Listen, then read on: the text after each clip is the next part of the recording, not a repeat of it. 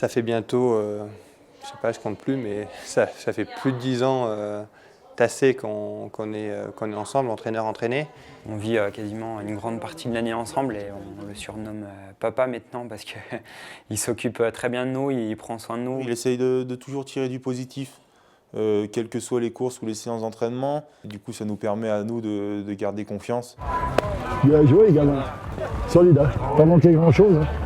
On me demandait l'autre jour si c'était plus mon grand frère ou mon second père. Et je disais que je pense qu'on se retrouvait plus dans une relation parent-enfant parce que je trouve que chacun sait rester à sa place. Quel soulagement. Et donc en fait, je crois que c'est dans cette relation transparente, parce qu'on ne se cache pas les choses, qu'on se dit tout, mais en même temps où chacun a son rôle et où chacun reste à sa place. Il y a des fois les copains du groupe qui me disent « Ah mais ça tu devrais le dire à Steph, il n'y a que toi qui peux le dire ». Ben non, parce qu'en fait moi j'essaie aussi de rester à ma place. Oui, je suis on va dire un des leaders de cette équipe, mais aussi j'ai la place d'un athlète. J'essaie pas de marcher sur les plates-bandes de Steph, j'essaie pas de m'occuper de ce qui ne me regarde pas. Et d'un autre côté, lui, il me donne aussi son avis sur ses points d'expertise, mais il me fait aussi confiance sur mon domaine d'expertise à moi. Quand on est au niveau en dessous, on est plus cadré. Notre coach nous appelle régulièrement pour savoir ce qu'on a fait, comment ça s'est passé. Et quand on rentre en équipe de France A, et notamment avec Steph, il nous laisse plus de liberté. Quand on part à Noël 2 semaines, il va intervenir sur quelques entraînements, mais le reste du temps, il nous fait confiance. Stéphane, il laisse beaucoup de liberté à ses athlètes, je pense. En tout cas, depuis cet hiver, depuis que je le côtoie, c'est ce que je remarque.